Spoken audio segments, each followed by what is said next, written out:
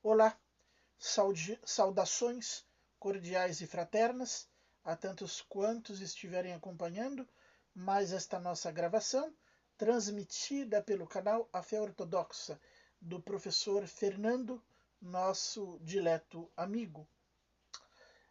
Esta gravação dará continuidade à gravação anterior, que faz parte de uma série sobre as controvérsias cristológicas e as igrejas pré-calcedonianas.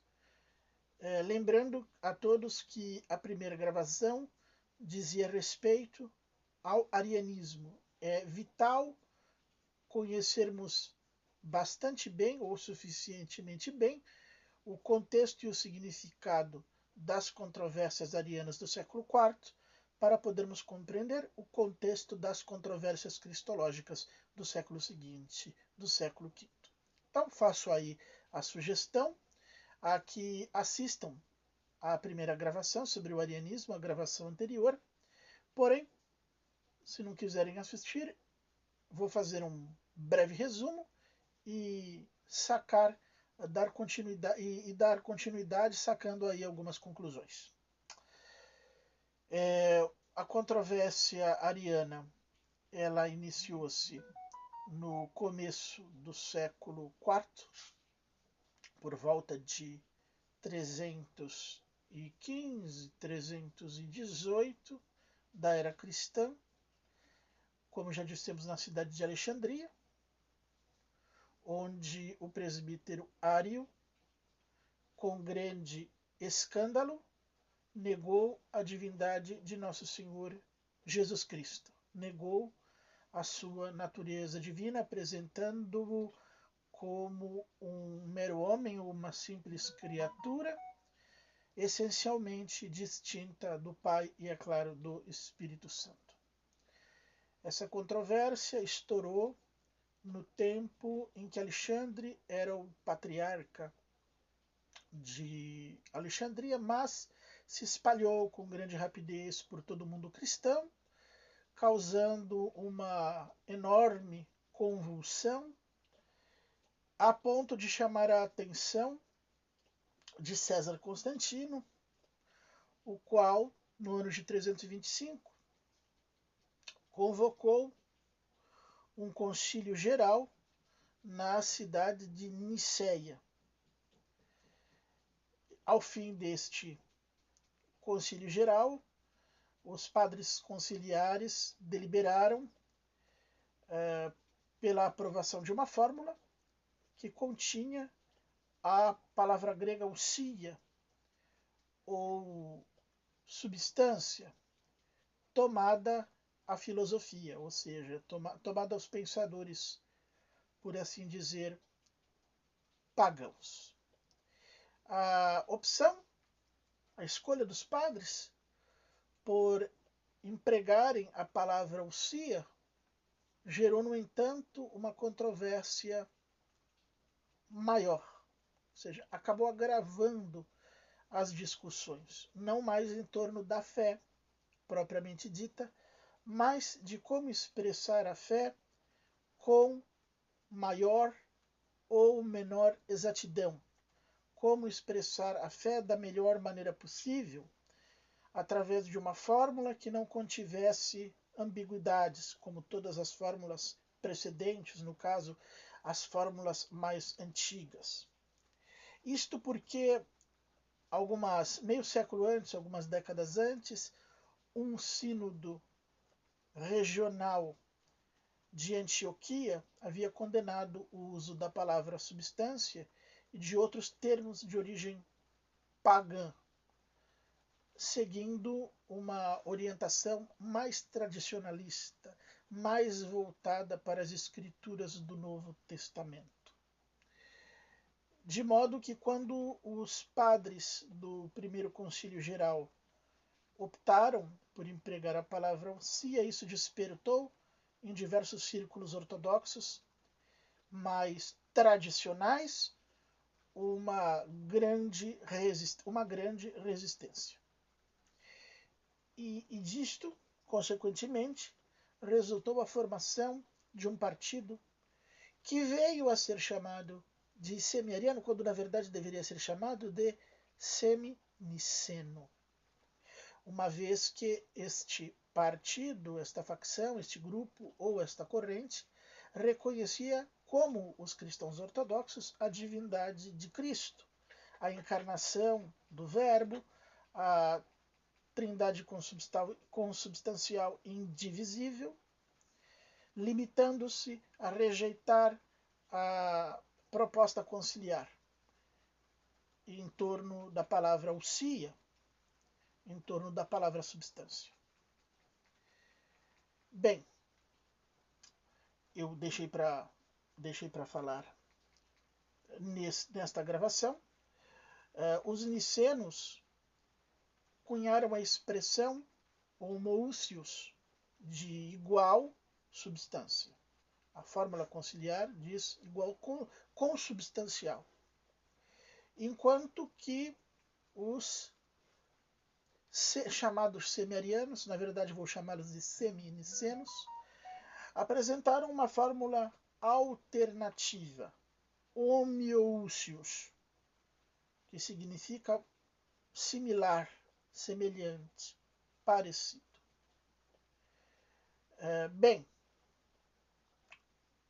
num determinado momento,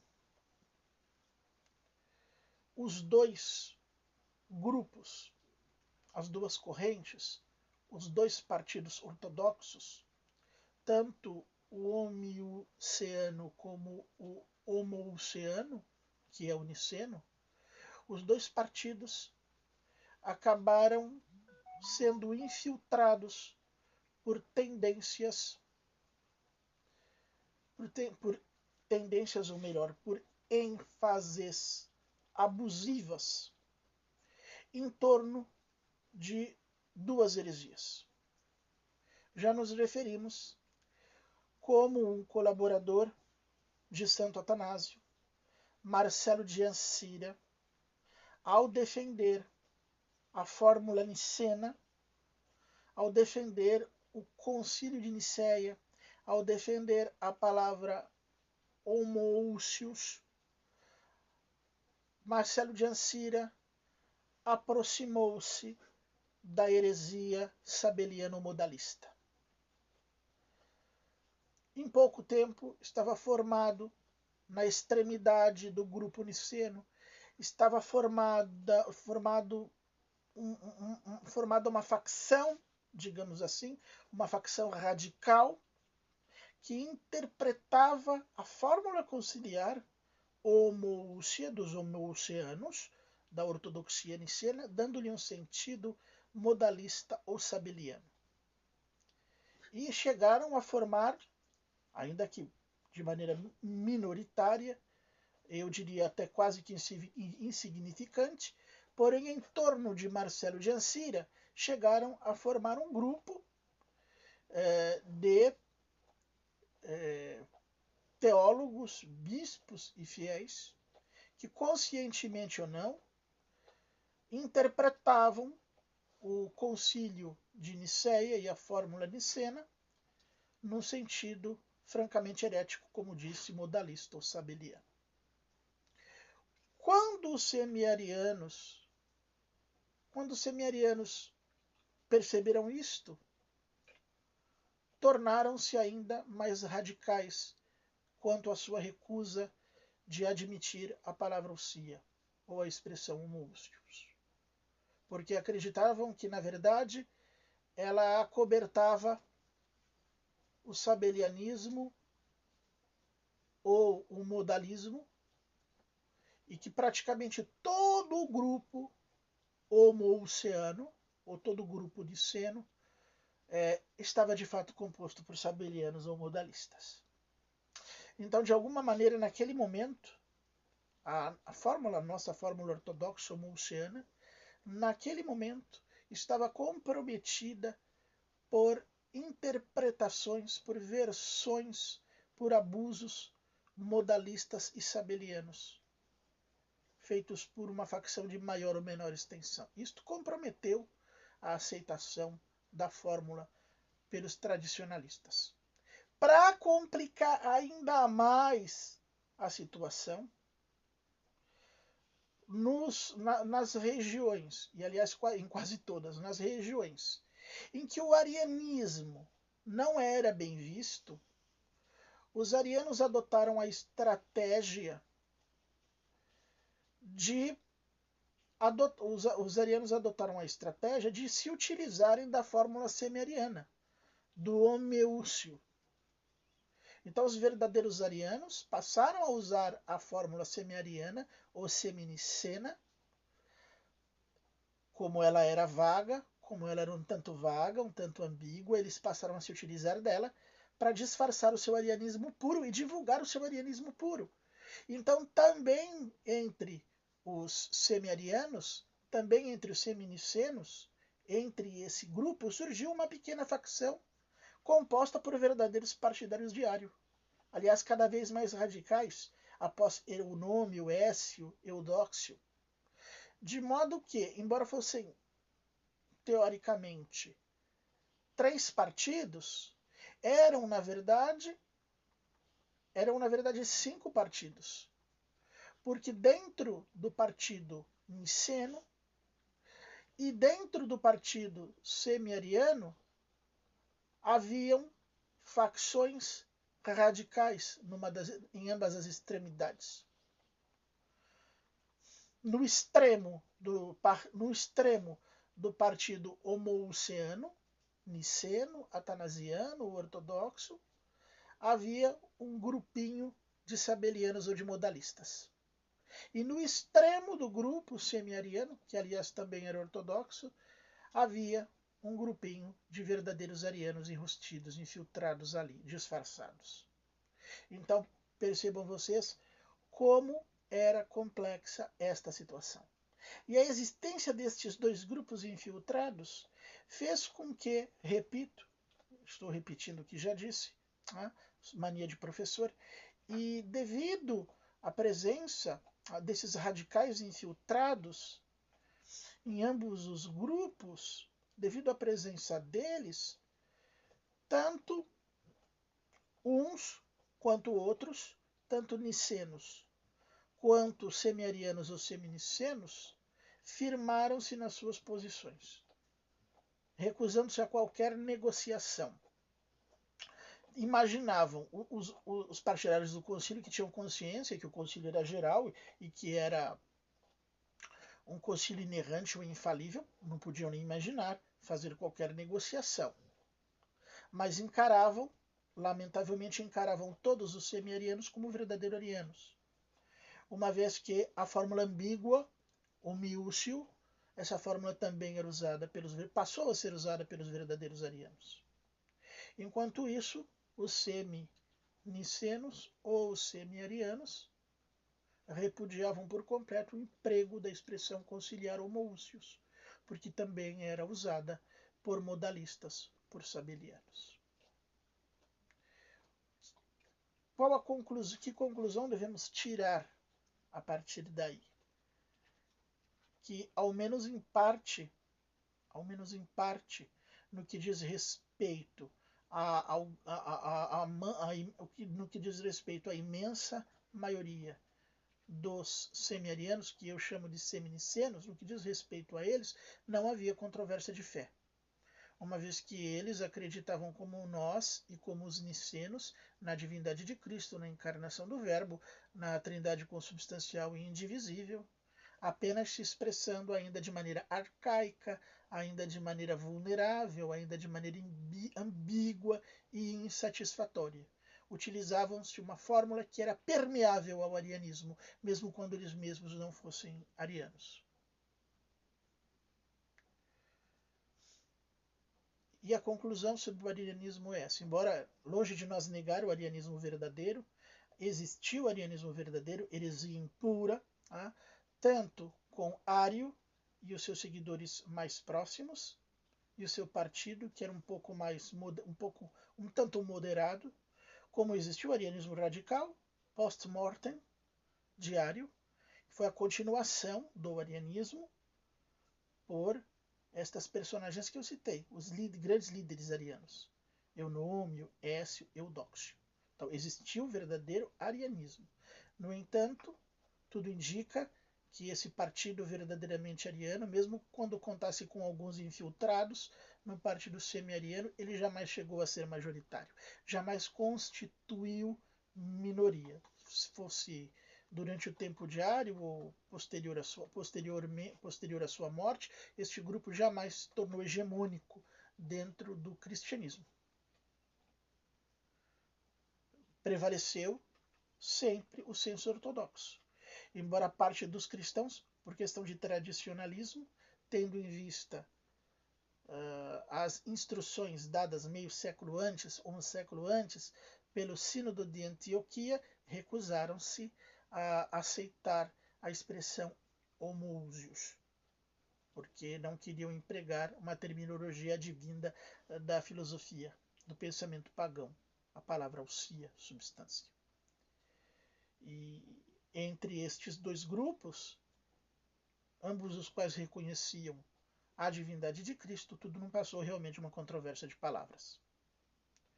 Mesmo quando reconhecemos que a expressão da fórmula nicena é de fato a mais adequada. A fórmula nicena, com o emprego da fórmula nicena, evita-se todo e qualquer tipo de ambiguidade. É, por assim dizer, fórmula consumadamente perfeita, a melhor das que dispomos, ao contrário da fórmula adotada pelos seminicenos ou semiarianos, né? Ou miusianos, ou miúsio, né? Que é uma fórmula, como disse, lamentavelmente permeável ao arianismo. Uma fórmula um tanto incerta, um tanto vulnerável, ambígua, inadequada. Bem, terminada essa exposição sobre o arianismo, passamos imediatamente para a questão nestoriana. Tá?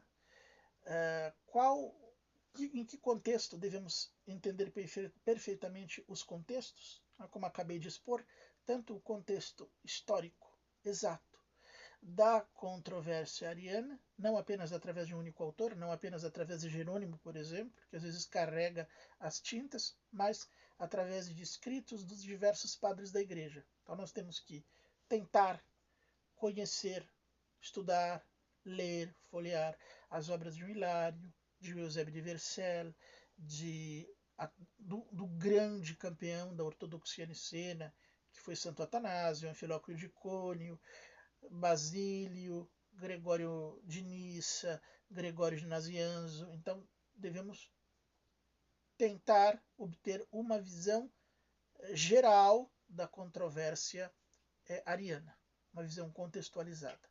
O mesmo vale para a questão do nestorianismo. Devemos receber informações seguras sobre a controvérsia nestoriana, não apenas de Cirilo, mas de todos os que ali estavam envolvidos, do próprio Nestório, Crisóstomo, Teodoreto de Cirro, Eusébio Dorileu, de todos eles. Então busquemos agora uma contextualização geral. A controvérsia nestoriana ela estourou, como a própria controvérsia monofísita 20 e 30 anos mais tarde, estourou em Constantinopla, capital do Império Bizantino, que ficava um tanto próxima à metrópole de Antioquia. Aliás, é bastante interessante focalizar isto. A cidade de Constantinopla ficava praticamente no mesmo local que a antiga Ilium, ou Troia de Homero, né? A famosa metrópole da Ilíada, em que Homero situa tantos heróis, deuses, heróis, né? E havia, ao tempo ainda de Crisóstomo, ao tempo de São João Crisóstomo e ao tempo de Nestório, havia ainda um certo contingente expressivo de pagãos, tanto na cidade de Antioquia quanto na cidade de Constantinopla. Havia um grande número ainda de pagãos. E, ao que tudo indica, algumas pesquisas parecem apontar para isso, parece que estes pagãos, ao ouvirem os cristãos usarem a a expressão mãe de Deus, alguns pagãos imaginavam que a Santíssima Virgem Maria, Nossa Senhora, que ela havia gerado a própria divindade.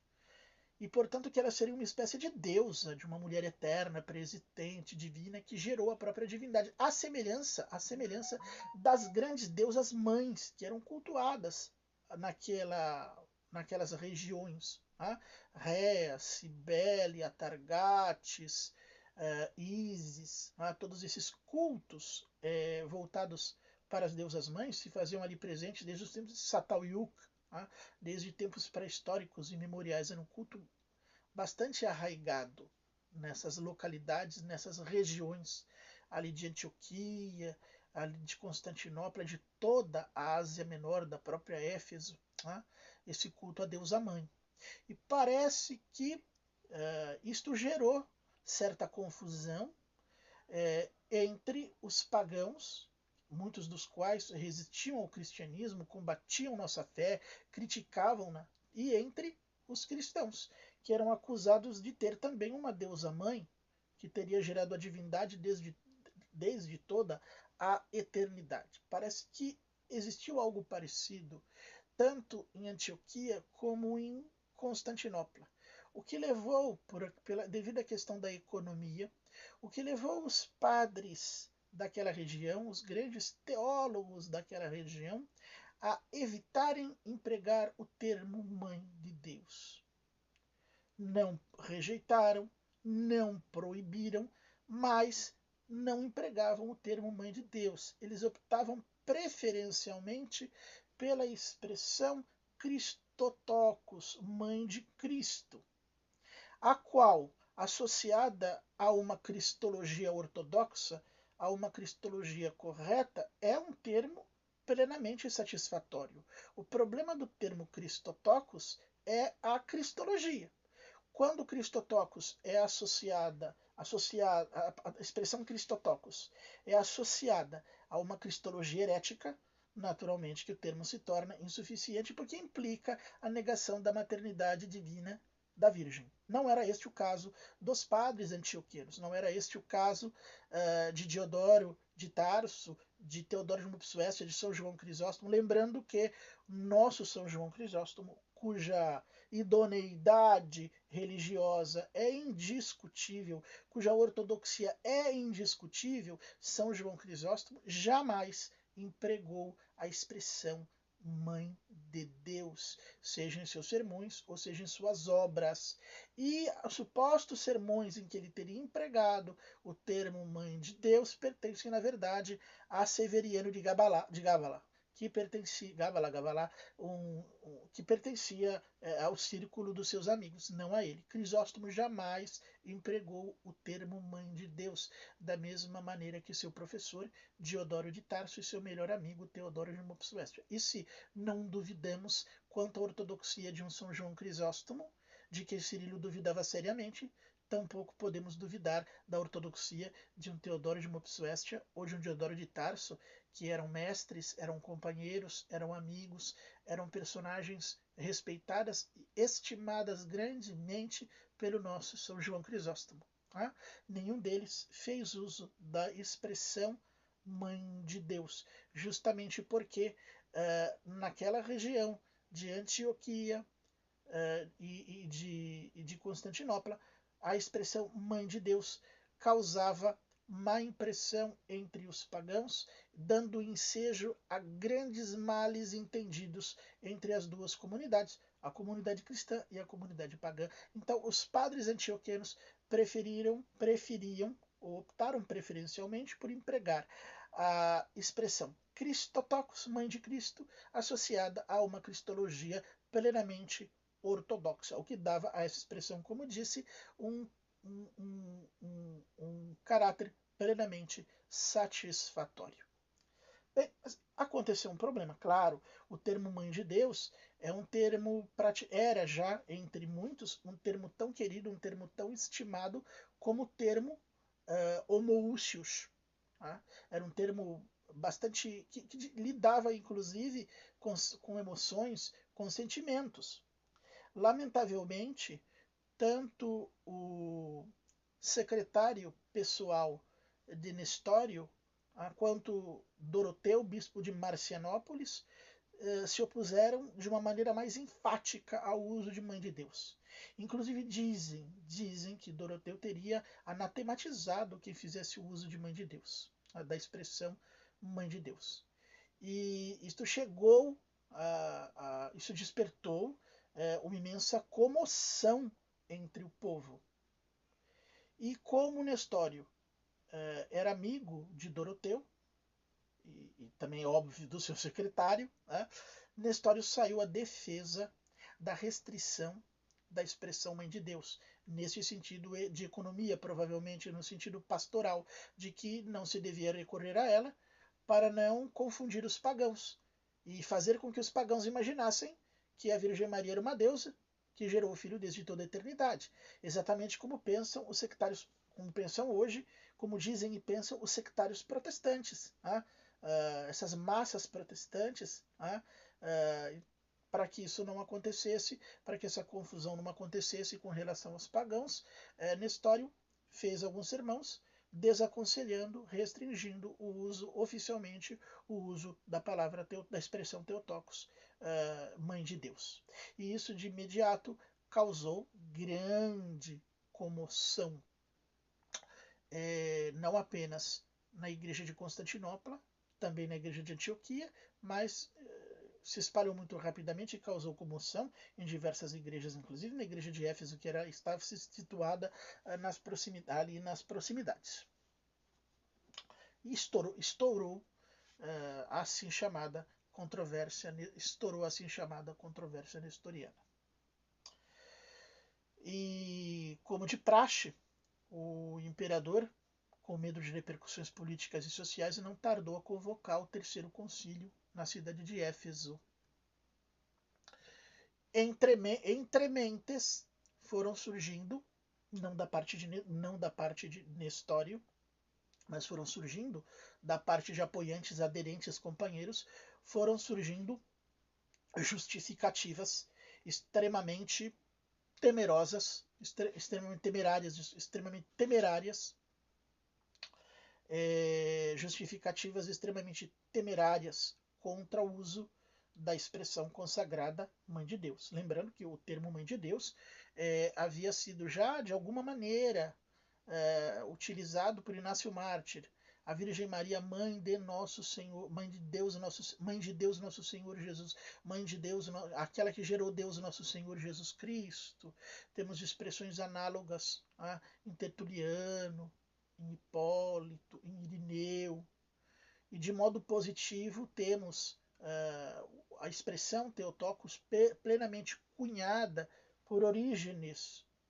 Em seguida, a expressão foi usada por inúmeros representantes da escola antioquena, como o próprio Santo Atanásio e Dídimo o Cego, dentre outros. Também foi usada pelos grandes padres capadócios, Basílio, Gregório de Nissa, Gregório de Nazianzo. Todos eles serviram-se, pilares da ortodoxia, serviram-se da expressão Mãe de Deus. Os únicos que se mantiveram à parte, bastante circunspectos, foram os cristãos pertencentes, como disse, à escola antioquena, muito provavelmente devido à forte presença de pagãos naquelas regiões, inclusive de polemistas pagãos de grande calado, que interpretavam erroneamente a expressão Mãe de Deus e serviam-se disso para atacar os cristãos. Então, naquelas regiões,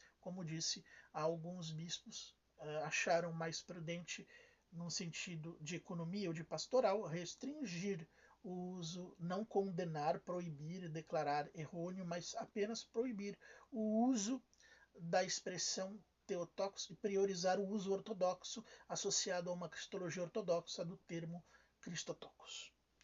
Bem, mas, como disse, num determinado momento, isto chegou a Constantinopla. Nestório ocupava uma posição que despertava a atenção das pessoas, era o patriarca, e como ele se envolveu-se nessa controvérsia, acabou atraindo os olhos para ela. Devemos lembrar também que havia uma rivalidade muito grande entre os patriarcados e as escolas teológicas de Antioquia e Alexandrina, inclusive que haviam ênfases ou tendências que podiam chegar a extremos, como chegaram em ambas as escolas. Em Alexandria se tendia a ultrapassar a união das duas naturezas e afirmar-se a fusão de ambas as naturezas numa só natureza, ou a absorção de uma natureza pela outra, o que levaria de carona no apolinarismo, levaria ao monofisitismo, enquanto que em Antioquia tinha-se uma tendência a enfatizar a distinção, enfatizar a distinção existente entre a natureza divina e a natureza humana, não a ponto de quebrar-se a união hipostática, mas se enfatizava essa distinção entre a natureza divina e entre a natureza humana, e havia certa ênfase, inclusive, quanto a certos aspectos da natureza humana de Cristo, aliás, neste caso, uma valorização até saudável que nós precisamos recuperar, valorizar mais a natureza humana de nosso Senhor Jesus Cristo, superar o nosso semi-monofisitismo ou o nosso monofisitismo inconsciente e buscar um equilíbrio mais saudável, isso é bom ainda hoje. Bem, então haviam estas ênfases e havia também, e isto é muito ruim, havia uma disputa política entre esses dois patriarcados, havia uma disputa política entre essas duas igrejas, isto a ponto de envolver o Santíssimo, o abençoado patriarca João Crisóstomo e Cirílio de Alexandria.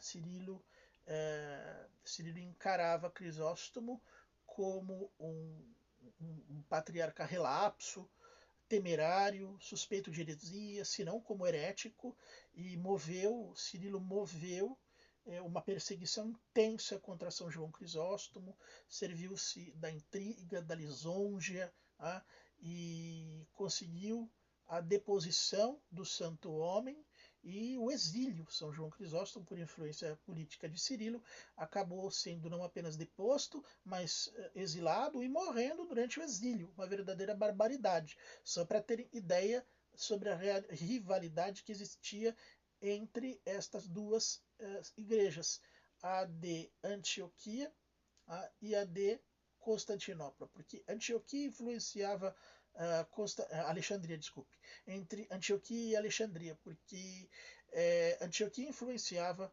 Constantinopla. Teologicamente, Constantinopla era quintal de Antioquia. Então, para vocês perceberem essa grande rivalidade que havia entre esses dois patriarcados, e que chegava aos confins da politicagem. Então havia esta incompatibilidade, esta rivalidade, esta concorrência entre Antioquia e Constantinopla a um lado e Alexandria do outro lado. E os alexandrinos Cirilo estavam esperando mais uma oportunidade para esmagar os antioquianos, para curvar a cerviz dos antioquianos. E esta oportunidade surgiu justamente com esta controvérsia suscitada a princípio por motivos pastorais, por Nestório, mas que foi agravada por justificativas heréticas e chegou rapidamente em heresia,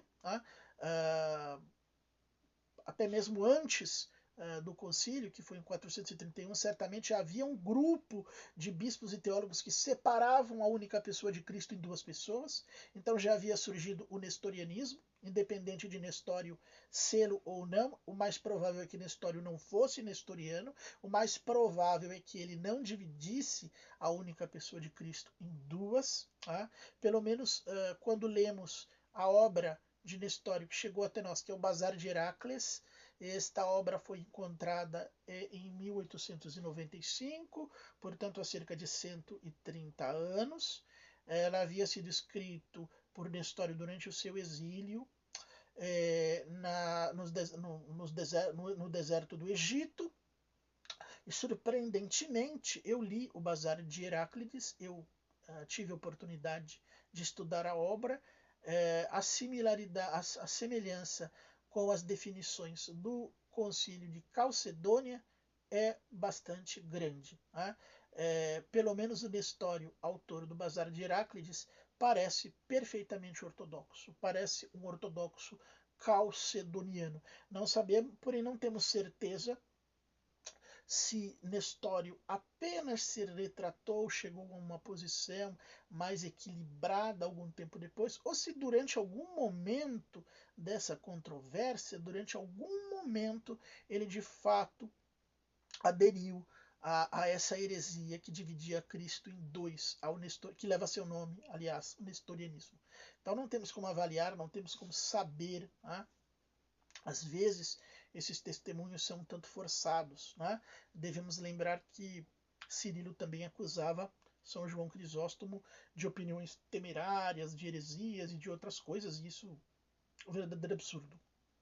Então, se ele se equivocou com relação a São João Crisóstomo, pode muito. E também se equivocou, porque Cirilo levantou acusações levianas contra Diodoro de Tarso e contra Teodoro de Mopsuestia, personagens perfeitamente ortodoxos, como São João Crisóstomo, que pertenciam, repito, ao círculo íntimo de amizades de São João Crisóstomo.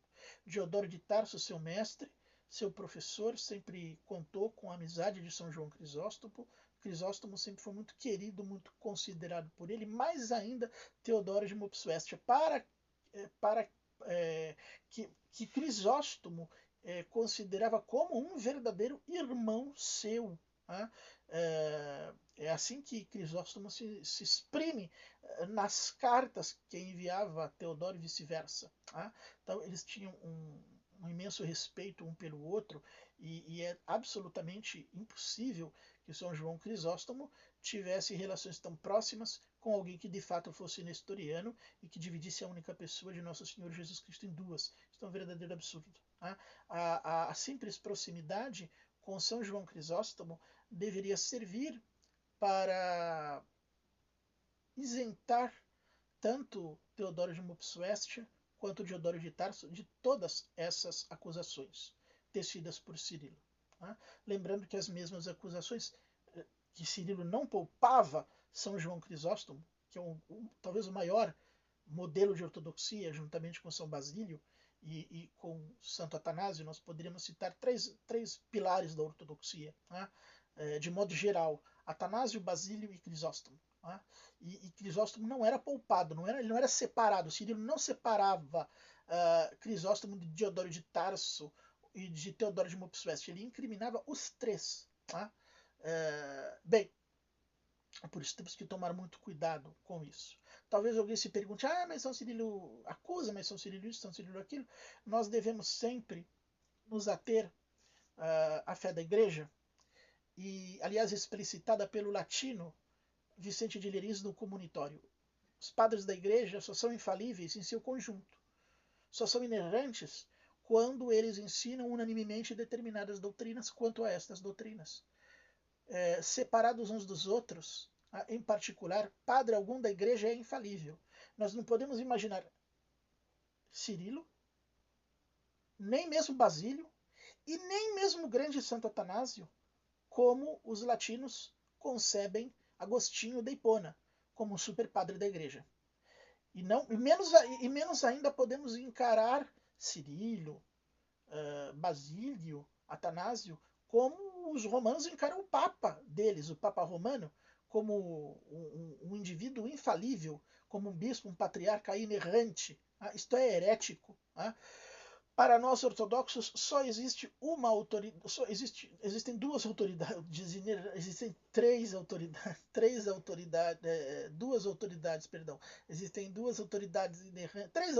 inerrantes. Né? A primeira é o Evangelho, que é a palavra escrita do Cristo, mas ele deve ser interpretado pela Igreja a partir da tradição. A segunda instância inerrante e infalível é a Idigimo, consenso unânime dos padres, que foi descrito por Vicente de Leriz no Comunitório, e a terceira é o Concílio Geral. Além do Evangelho escrito, do acordo unânime dos padres, do Concílio Geral, não existe quarta autoridade infalível na Igreja. Inexiste.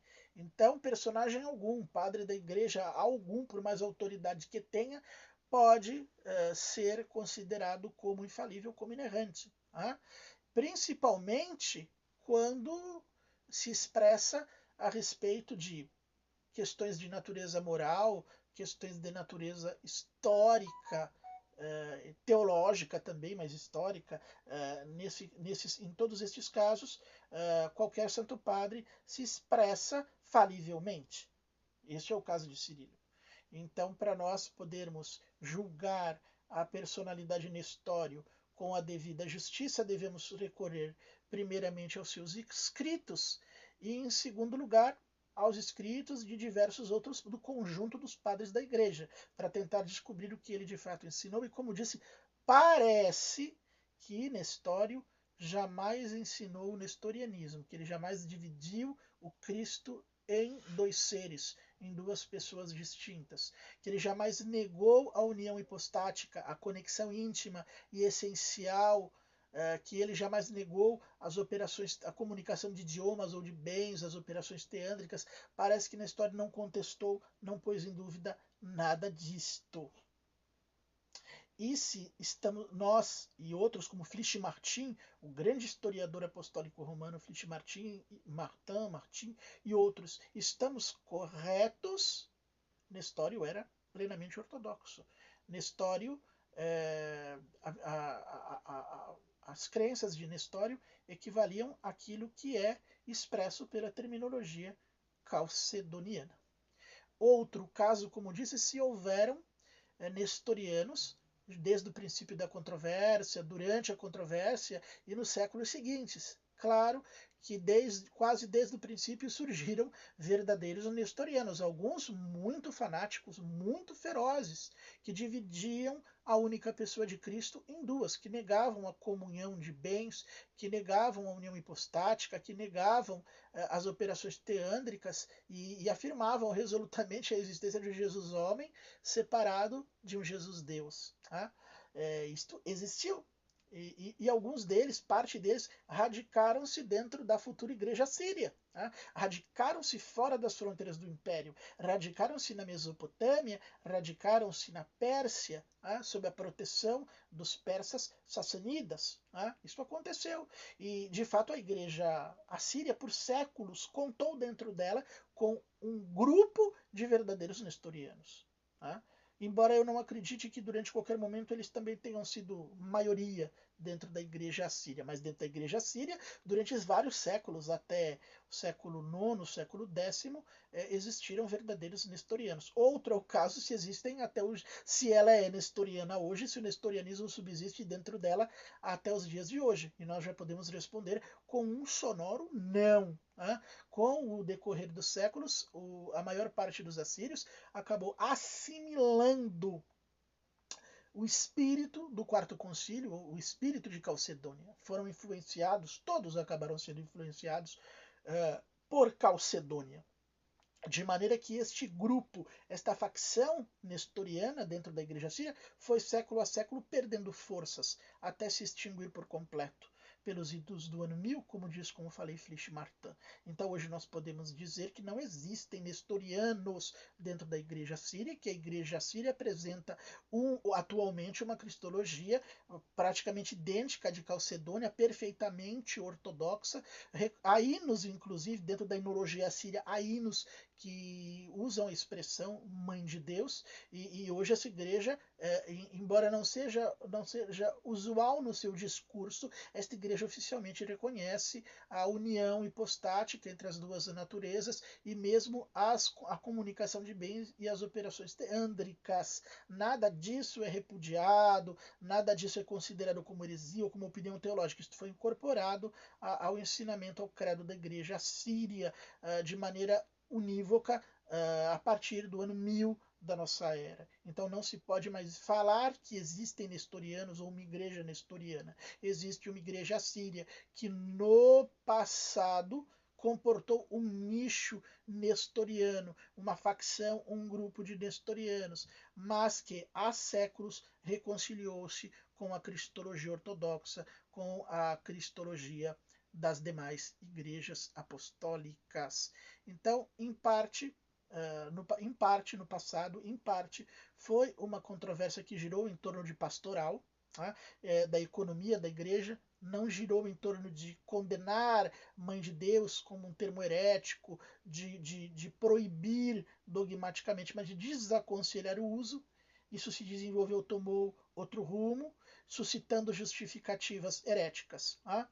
Hoje, no entanto, sim, hoje é uma controvérsia de palavras. Claro que os assírios não se utilizam da terminologia do terceiro concílio que os condenou, tá? entre aspas, que condenou parte deles, condenou alguns que pertenciam a essa igreja, e é claro que os assírios não se utilizam desta terminologia e não se utilizam da terminologia de Calcedônia, mas estão de acordo, se reconciliaram com toda, na medida em que esse grupinho de verdadeiros nestorianos se foi perdendo forças e se extinguiu, a Igreja Síria reconciliou-se com a fé da Igreja Universal, do catolicismo ortodoxo, e embora não tenha incorporado nosso discurso, nossas definições em grego, de um modo intuitivo e de um modo informal, embora ela se utilize de um discurso primitivo, arcaico, ambíguo, insuficiente, a fé desta igreja é igual à fé das outras igrejas apostólicas, à fé do catolicismo ortodoxo. Então nós podemos terminar a questão sobre a controvérsia nestoriana, dizendo que a parte mais importante é que hoje não existe nestorianismo dentro de qualquer igreja apostólica. Não existe nestorianismo fora, dentro da igreja síria, mas apenas fora das nossas igrejas ortodoxas. O único nicho em que de fato o nestorianismo campeia, avança e cresce é entre as massas oriundas do protestantismo. São as atuais seitas protestantes que dividem hereticamente a única pessoa de Jesus Cristo em duas e negam enfaticamente a maternidade divina da Mãe de Deus. Alguns até de boa fé, porque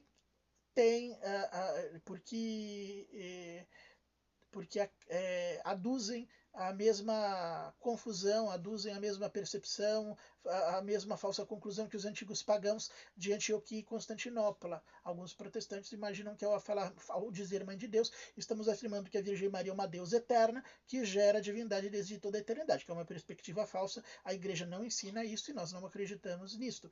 Porém, eles negam a única pessoa do Cristo, e dividem o Cristo em dois Cristos, dois Jesuses. Então, o único setor da cristandade, o único espaço, a única corrente em que existe nestorianismo atualmente e monofisitismo é o protestantismo. É isso que nós tínhamos a dizer brevemente sobre a controvérsia cristológica nestoriana e sobre essa igreja pré-calcedoniana assíria. Um abraço forte a todos.